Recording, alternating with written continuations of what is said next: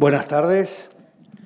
Sean mis primeras palabras de agradecimiento por la invitación a la Fundación Contemplatio y a la Universidad del SEMA, la UCEMA. Un honor para mí integrar este panel con los distinguidos expositores que me han precedido y con mi querido amigo Juan Carlos Pagotto, que va a cerrar.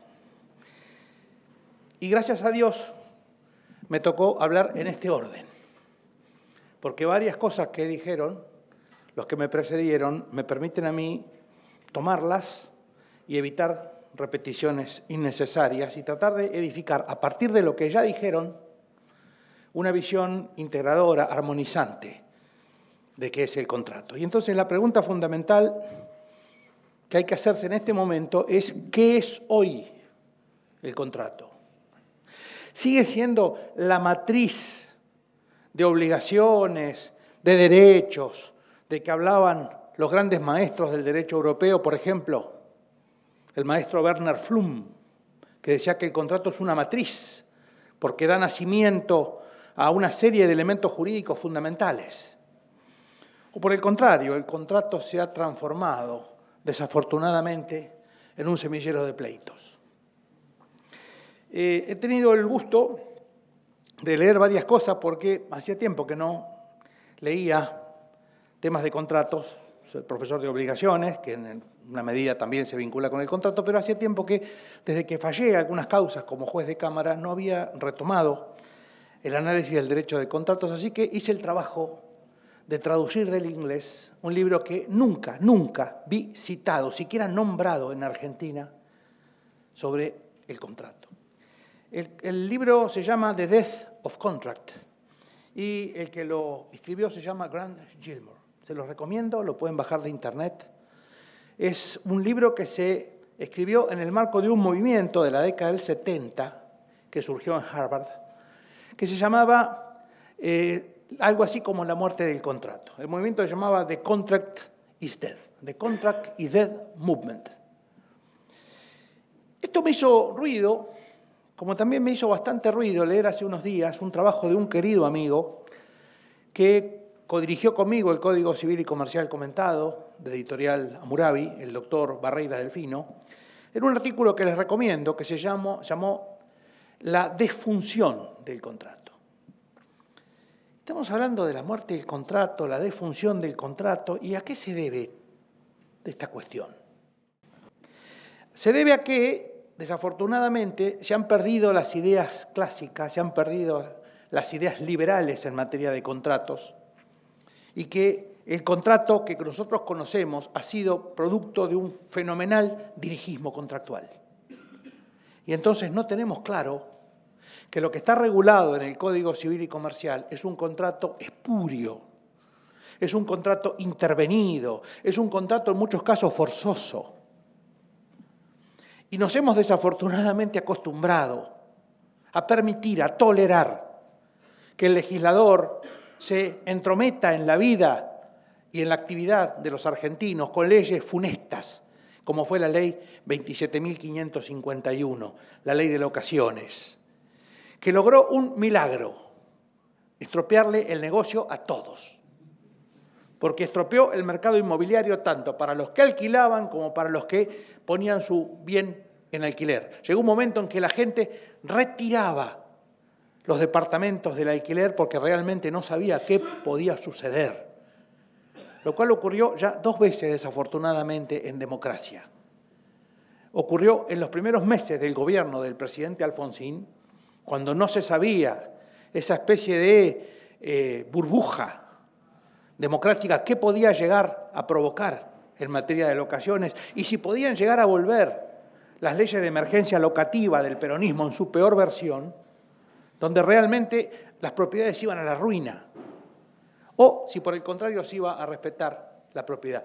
Y en aquel momento advino una ley que no era perfecta, difícilmente las leyes sean perfectas, porque son humanas y como tal falibles, pero sobrevino en aquel momento la ley 23.091, que durante largos años permitió una coexistencia pacífica y bastante armónica entre locadores y locatarios. Hasta que alguien tuvo la brillante idea de dictar la ley 27.551, que era una ley que atrasaba 50 o 60 años al menos y que estropeó el mercado inmobiliario, que perjudicó a los inquilinos, que restringió el mercado porque la gente sacaba sus propiedades del alquiler. A ese punto hemos llegado. Y siempre hay que pensar que tenemos que volver a las ideas tradicionales que son las que hicieron de este país alguna vez la octava economía del mundo. La tan denostada generación del 80, el presidente Roca, esa generación que se puso de acuerdo sobre ideas básicas y que provocó un milagro económico. No precisamos ir muy lejos para hablar de milagro económico, porque aquí tuvimos uno. Argentina llegó en 25 años a ser la octava economía del mundo. ¿Y por qué se estropeó? Por la acción del populismo. Por la acción del populismo que, contrariamente a lo que mucha gente cree, no está solo en materia económica, también está en materia jurídica. Y lamentablemente en materia jurídica el populismo es mucho más difícil de advertir. Y tenemos que decir entonces que estamos regidos desde el año 2015, desde el 1 de agosto de 2015, estamos regidos por un código populista, estamos regidos por un código socializante que ha plasmado soluciones de socialismo jurídico, sobre todo en materia contractual. Ese código, hoy hablaba la primera persona que habló del artículo 1197, ese código ha eliminado la regla de que el contrato es ley para las partes y lo ha reemplazado por una serie de declamaciones inanes.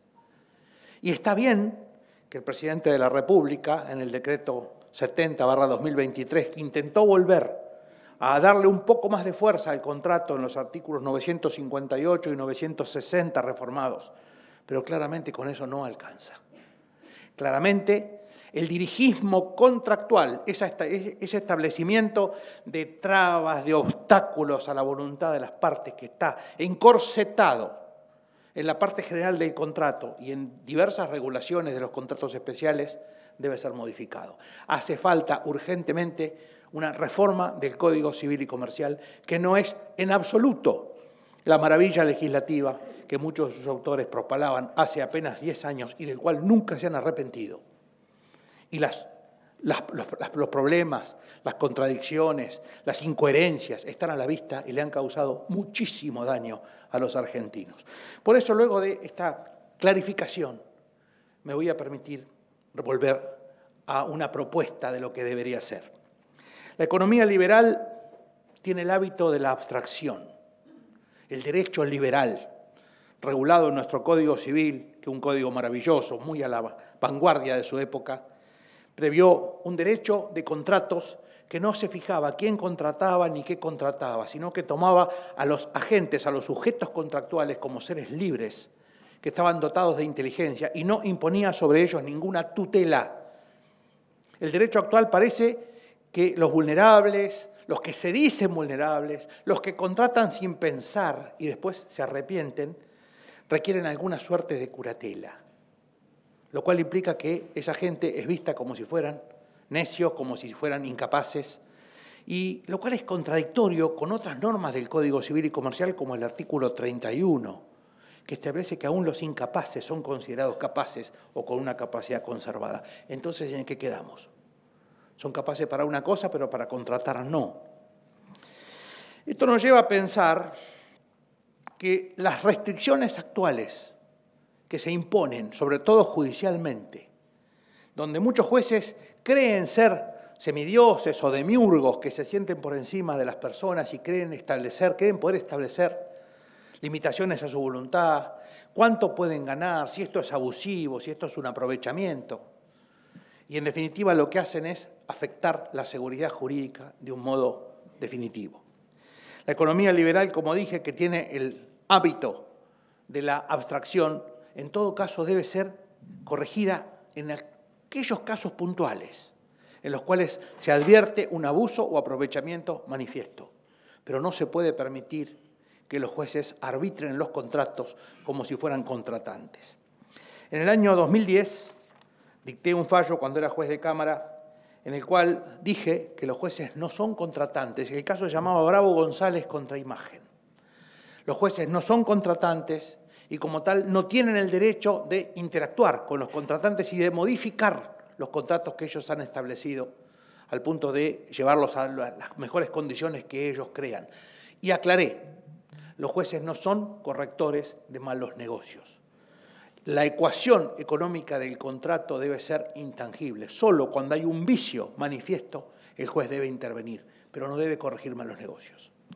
Consecuentemente, estuve leyendo algunas cosas interesantes y entonces vi que desde el año 1918 en adelante, por los efectos de la Primera Guerra y por otras calamidades que las sucesivas crisis fueron provocando en la economía, se fue relajando el principio de la autonomía contractual y se fue estableciendo salvaguardas que en muchos casos eran simples dirigismo. Y así nos acostumbramos primero a escuchar hablar de la crisis del contrato, luego a hablar de la fuga del contrato, de la huida del contrato.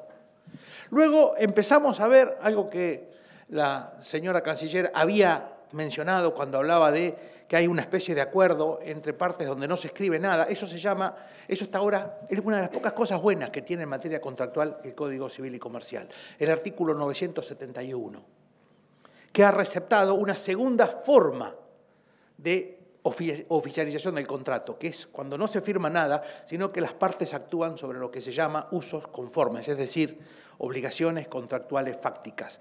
Yo subo a un micro, paso una tarjeta por una ranura y automáticamente hay un contrato de transporte, con todas sus obligaciones y con todos sus derechos. Ahí es simplemente una oficialización del contrato por otros medios que no sean la firma de un contrato. Y también hay contratos electrónicos y de otro tipo. El problema es que el Código Civil y Comercial, que ha querido ser tan preciso, tan regulado, no ha regulado precisamente estas nuevas formas de contratación que lucen por su ausencia. Y entonces, hablar de smart contract, hablar de contratos electrónicos, hablar de contratos específicos en el Código Civil y Comercial, realmente es referirse a algo que allí no está contemplado. Ni siquiera los mensajes de WhatsApp están contemplados en el Código Civil y Comercial. Las cartas reversales, donde hay muchas empresas que para ahorrarse el impuesto de sellos, en vez de hacer un contrato, usan cartas reversales, es decir, envían una propuesta y viene otro mail y dice que sí, he aceptado sus términos. Y eso, según la Corte Suprema, no es un contrato. Y como tal no puede ser gravado por el impuesto de sellos. Vemos entonces cómo una dosis amplia de libertad siempre fue consustancial al contrato. Dosis que hoy brilla por su ausencia. Esa cosa extraña que es la parte general de la regulación del contrato en el Código Civil y Comercial, no solo no ha derogado la Ley 24.240 de protección del consumo, sino que le ha sumado algunos nuevos términos, con lo cual no se sabe bien cuál prevalece, no se sabe bien si se debe coordinar. Es realmente un amontonamiento de normas que haría falta alguien realmente bien formado para poder manejarlas y lamentablemente hoy está claro que la población argentina desconfía de sus jueces. Claramente hoy, si uno mira, no están los grandes juristas que antes había. Un derecho tan precario como el que nos rige requeriría de jueces extraordinarios para poder aplicarlo bien. ¿Por qué? Porque requeriría de la adaptación de ese derecho al caso concreto, lo cual requeriría casi una forma de arte. Y uno ve los repertorios judiciales de estos días y realmente ese arte brilla por su ausencia. Entonces, tenemos que decir que ello ocurre porque muchas veces el legislador y los jueces, sobre todo, no entienden verdaderamente la paradoja de la libertad contractual.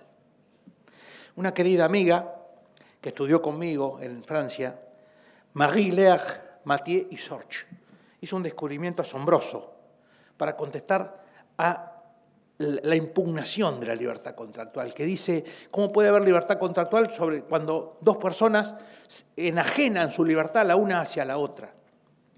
Es que no se ha entendido que la más alta manifestación de la libertad contractual es cuando yo cedo voluntariamente una parte de mi libertad para poder armar con otra persona un estatuto privado que rija nuestras relaciones futuras en interés mutuo. No entender eso es lo que ha hecho que muchas veces el legislador y los jueces se introduzcan en contratos pretendiendo hacer lo mejor y muchas veces directamente creando una inseguridad tan amplia que realmente afecta a todos los contratos posteriores, como el caso de los alquileres de que había hablado. El tiempo es escaso, así que voy a ir terminando.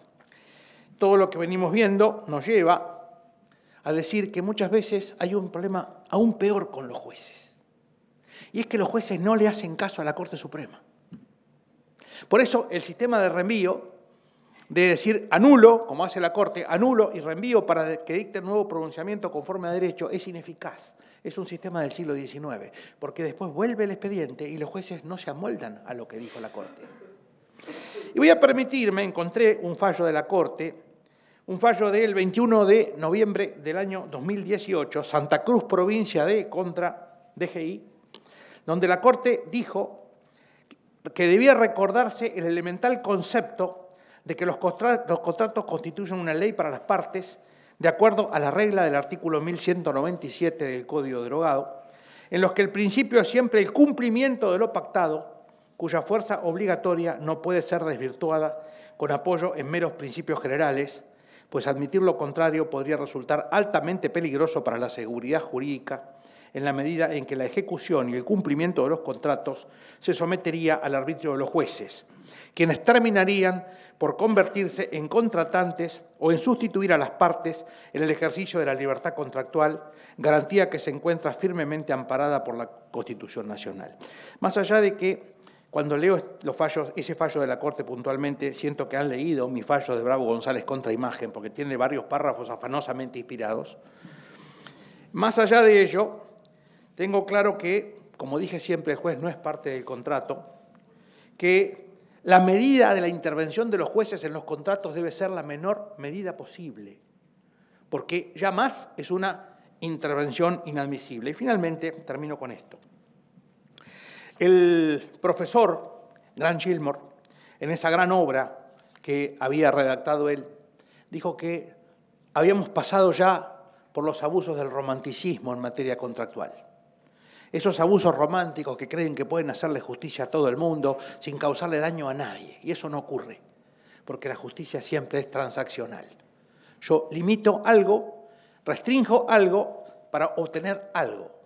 Y nunca se dan en plenitud los derechos, porque los derechos justamente, para que puedan ser ejercitados todos, deben ser restringidos la mayoría en alguna medida. Pensar en un derecho pletórico de contratos, un derecho donde la libertad campa a sus anchas y a la vez los derechos, los vicios y otros tipos de alegaciones pueden ser tomadas por los jueces en cada contrato, es pensar en algo que no puede ser posible. Y, por ejemplo, cito como una muestra de desvarío un párrafo de una profesora de la UBA de contratos, una adjunta de contratos, la profesora Graciela Rito, que incluso a veces el énfasis, como decía el maestro Borges, es innecesario, donde dice incluso con cierto orgullo que el dirigismo contractual, si bien afecta la concepción clásica del contrato, responde a la socialización del derecho y a la defensa del débil jurídico ante la masificación de los negocios en la realidad actual, y así lo refleja el Código Civil y Comercial, y piensa que está hablando bien del Código Civil y Comercial, lo cual es peor. Por eso, tal vez deberíamos preguntarnos en este momento, cuando la población argentina descree de sus jueces, cuando los gastos del Poder Judicial son vistos como un gasto y no como una inversión, si es buena idea permitir la judicialización de los contratos en una medida tan intensa. Y termino con esto. El gran maestro Pierre Catalá, que dirigió la Comisión de Reforma del Código francés, que ahí sí estaba integrada por los 100 mejores juristas de Francia, no como aquí, que el código lo terminaron redactando los amigos de los que había nombrado la arquitecta egipcia.